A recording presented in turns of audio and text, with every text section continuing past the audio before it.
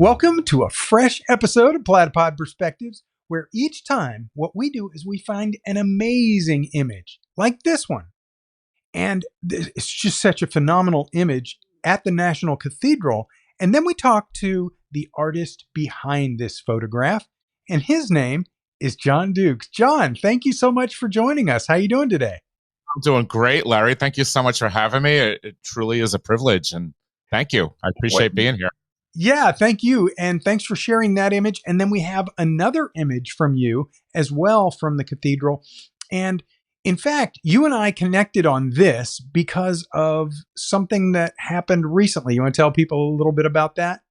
It's absolutely a very exciting thing happened. Kelby1.com recently asked me to do a class on a traveler's guide to Washington, D.C.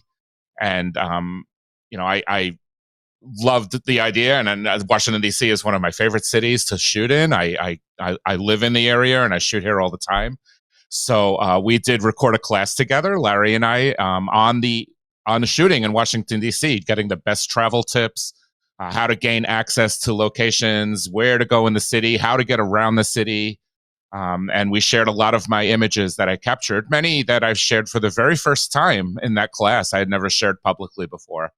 So it was truly a wonderful experience. The class will be out very shortly, and I'm really looking forward to it. Well, yeah, I think it's going to be great when it releases. I know people are going to be excited about it. People love travel photography and finding out some of the behind the scenes, and then they see these amazing images like your image from the National Cathedral. And so I'd like to dive into this a little bit and talk to people and tell them how you did this. How did you capture that fantastic image? Well, I used a Canon R5 camera, and I also used a Canon RF 14 to 35 lens. And 14 millimeters is pretty wide. Usually when I have that lens on my camera, I'm shooting at 14. And the reason why is the 14, it pushes the scene out further, but it also gets a very, very wide perspective, which is what I was looking for here. And these lenses are very good to use when you're very low to the ground. When you're very low to the ground, it just gives this epic look in a church. So you kind of get the whole scene from a perspective that we're not normally accustomed to looking at. And that's what makes these pictures, in my opinion, look so powerful. People look at it and go, wow, I've never seen that look like that before. So my goal in this image was to get the candles that were in the foreground right in front of the pews, but also get the whole epicness of the Washington National Cathedral. It really is just such a beautiful, beautiful place.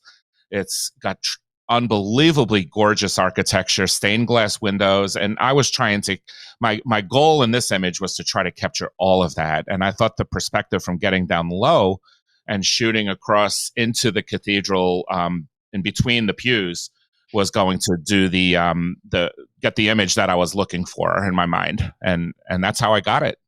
Yeah, you nailed it. And I already know the answer to this question.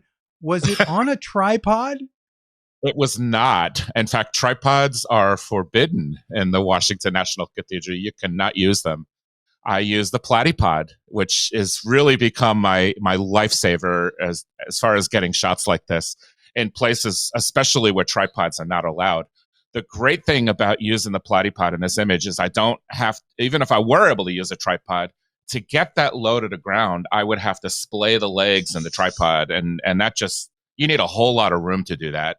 But with my Platypod, all I need is a very tiny space right on the floor there. And I'm already getting the low perspective. I just simply put the Platypod on the ground, put my camera on a ball head, and take the shot. I can even sit in one of the pews on the side and activate my phone from my camera with the Wi-Fi capability, so I can just shoot right from a seat where I'm sitting close by. I don't have to be on the floor with the Platypod. But without a Platypod, I would not have been able to get the shot. This is just it's become a tool that I keep in my camera bag all the time. I never leave home without it, just like the American Express card. It's really it's become an invaluable tool, especially when I need to get shots inside where tripods are forbidden, and I want to get that really epic look with the 14 millimeter wide lens. Okay, there's a couple other things that I want to ask about this location. First of all, how did you get in there? Is it like open to tourists? Are there any secrets to getting in there? Or did you just go in there Sunday and go to service and stay after? I know you didn't do that, but Yeah. tell people how they might get into the National Cathedral, but then also a little bit about um, how you did it with no humans in the image. Yeah. Okay. That's a great question. Well, to get into the National Cathedral, to shoot inside the cathedral, you do have to purchase a ticket in advance. You could get the tickets online at the National Cathedral website. It's a self-guided tour, so you're not with a group of people. You don't have a whole bunch of people that you're traveling with. It costs $15, and you could spend once you're inside. They have general slotted times that you could use to get into the cathedral. Once you're in there, you could take as long as you want. You could go explore. There's so much to see in there, just so much incredible beauty just everywhere. And really, you could spend an entire day shooting in there. So, Tracy and I, we went together. We both purchased our tickets and we did a self-guided tour. And we had so much fun in there. I was, as I was getting shots, Tracy was running off and finding other compositions. And I have to give her credit. She's actually the one who found this spot. And she was like, John, come over here, get your platypod and put it on the ground over here. This would be a really great shot. So she's really the one who found the spot before I did. But I'm the one who set up all the gear and got everything, perfectly situated so that we had the right composition and the beautiful epic look in the photograph. So self-guided, you spend like I said, you spend as much time as you want in there. There were security guards that walked past that saw what I was doing with the platypod, and they saw, since it wasn't a tripod, they just looked, oh, that's a platypod, and just kept walking past. Nobody said a word to me. Nobody said anything. Nobody said, no, you can't do that. No, that's not allowed. That's one of the wonderful things about taking a platypod into a location like this, is the security looks at it and they just keep walking. They don't say anything. They don't tell you that you can't, as opposed to a tripod where they would tell you, oh, you're not allowed to have those in here. That's a safety issue. Yeah, I imagine there are a lot of places like that in any major city, and especially in Washington, D.C. and tourist attraction areas. That's for sure. Now, one other thing I wanted to ask you about this image is you said you used the 14 millimeter lens. And yes. I'm picturing with a really wide lens like that, don't you get some lens distortion? And if so, do you correct that? Yes, I do correct that in post. There's a feature in Lightroom or in Adobe's Camera Raw, if you're using Platypod, in the geometry section, where you can actually use lines, and you're pretty much telling, when you're straightening the image out, this line needs to be straight and this line needs to be straight. And then what happens is the post-processing does the work for you. Now, I kind of liked the image where everything was kind of, in this particular image, where everything was just slightly tilted up towards the center. I think it made a good, almost like a leading, not one line, but multiple lines going into the main area, which was the very front by the stained glass window. So I wanted to create a sensation that it was leading the viewer into the scene, where you're starting on the ground and it's leading you in and you're coming out towards the front. So the lines in this image were very, very important. Everything symmetrical and all pointing towards that one area in the center where the stained glass window was. So that was the whole purpose of doing this image here. It worked just right for you. So thank you for sharing that behind the scenes. And you also sent along another image. And yes, the only reason I didn't feature that as the main image today is because video on YouTube is wide orientation. But you have another image from the same location? Yes, I do. This was the image. The second image that I sent to you is an image that I captured in the main cathedral area, which is where they have the Sunday services, the masses on Sunday. And it's just so overwhelming. There's so much to look at. If you sit in the cathedral in Washington, D.C., the architecture, the Gothic architecture is just stunning. So I wanted to capture as much of that in one picture as I possibly could.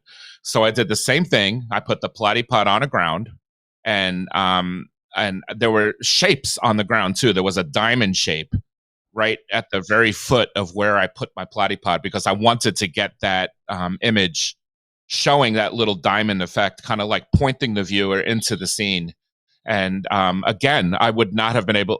This shot actually would have been impossible with a tripod because I would have had to splay the legs so far out, and I don't even think there was enough room in that area in between the pews where I would have been able to fit my tripod. Because the Platypod takes up such a little bit of space, I was able to easily get my camera where I needed it to be and get it pointed with my ball head towards the location that I wanted to draw the viewer into the scene. And again, I shot it at 14 millimeters. And I did shoot it, as you mentioned, in portrait mode, Larry, mostly because I wanted to not only capture the scene going forward, but also the ceiling of the church as well, which is a really beautiful work of architecture as well. So I just wanted to capture everything. It worked out really well. Now, this is something that could never be done because of the exposure. It couldn't be done handheld, could it? Never. I mean, you can. You would have to literally lay on the floor and inside the church. And because the lighting is not really suitable to, you want sharpness in these image. That's the most important thing. You want the whole entire scene to be sharp. So what I did was I set my camera on aperture priority mode. And because I was on a Platypod and it was motionless, the camera was not moving around, I was able to use my camera's lowest native ISO, which is ISO 100. And f11 is usually the sweet spot, especially when you have the when you're shooting down low and you're shooting wide. That's usually the sweet spot. And the RF 14 to 35 Canon lens is just so incredibly sharp. It's just such a beautiful lens. And Larry, you also asked a question too. I think I did not answer in that earlier, and that was about how did I get the people out of the image? Well, remarkably, when you shoot down low inside of a church, even if there are people sitting in the pews in the rows in front of you, you don't see them because the wide angle lens just pushes everybody out. There were people sitting in the pews in the front, but you can't see them because the perspective is low to the ground. And all of the pews are literally covering up the people that are sitting in the front of the. So that's another advantage to shooting low and shooting wide. You're pushing the scene out. The people become really, really small, and then the pews block them. The Platypod was just such a great tool to have. I would not have been able to get these shots without it. John, you definitely nailed it. I cannot thank you enough for sharing the behind the scenes and the insights. And I know people that see this are going to say, wow, I want to go to DC. I want to shoot these things.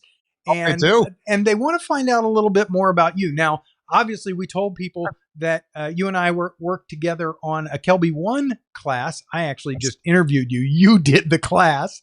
But that's coming out shortly.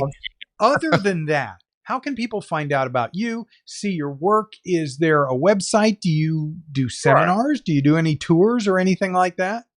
Well, I don't have seminars. I'm hoping to move my photography career into a future where I am doing that.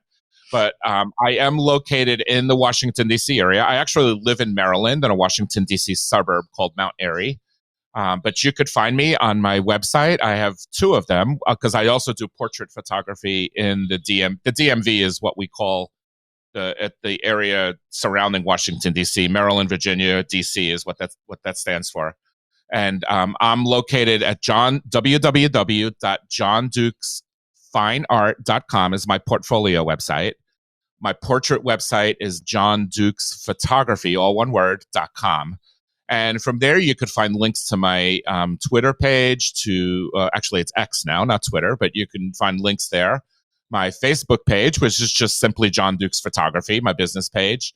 Or you could find my two Instagram accounts too. I have one Instagram for portraits, which is at John Dukes Photography, and then at John Dukes Fine Art, which is the one that I have for landscapes, wildlife, for church photography, which I love to do, which is what we have here in this class, in this session. You could follow me on any one of those, and I do follow back. I do love to look at the work of other photographers, and I do love to interact. If you're in the Washington, D.C. area, please hit me up. We just went out shooting just a couple of days ago with some folks from the Kelby 1 community. We went out and did some shooting around the town. So please look me up. I'm very interactive and I love photography and I love photographers. So I definitely like to go out in town and do a lot of shooting with a lot of other photographers. So look me up. Definitely follow me, please. That is a wonderful open invitation. John, thank you so much for joining us today on Platypod Perspectives. And thanks for sharing those behind the scenes about how you captured those images and how, of course, Platypod made it all possible. But just an incredible set of insights and a really great class with lots more details and information about more locations in DC coming up from our friends at Kelby One in the very near future. No, I cannot wait. I'm so excited about the Kelby One class. It is my very first one, and honestly, when Scott Kelby told me I was going to be doing the class alongside you, Larry, I was like, wow. I was just really humbled at the event, at the prospect of being able to do that alongside you. John, thank you again so much for sharing with our Platypod audience. And folks, you want to watch Platypod Perspectives and the other great videos that we have in the Platypod YouTube channel, because you never know what you're going to learn. And what you ought to do is like and subscribe so you never miss an episode of Platypod Perspectives.